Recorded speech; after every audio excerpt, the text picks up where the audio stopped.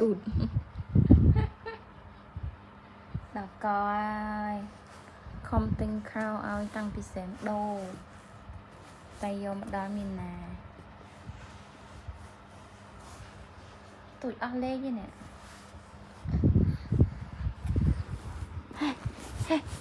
đó thôi hello hello con ái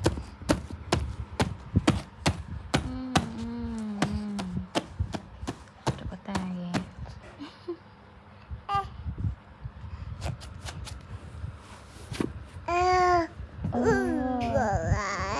kìa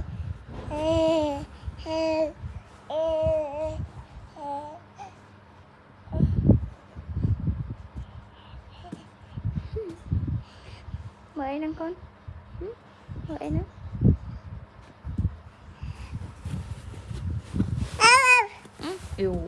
ui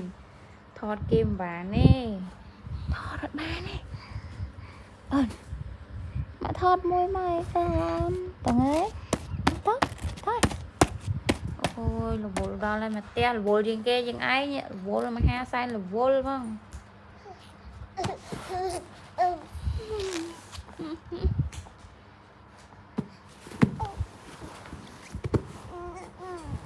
Việt Nam lươn mấy lẹ